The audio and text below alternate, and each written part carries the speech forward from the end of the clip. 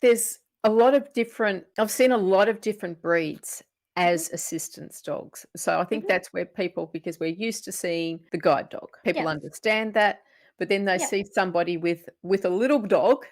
Sometimes yeah, it's only a little dog, and that's their yeah, assistance dog, and they don't yeah. understand. So, No, they can don't. can any breed of dog be Yeah. an assistance dog?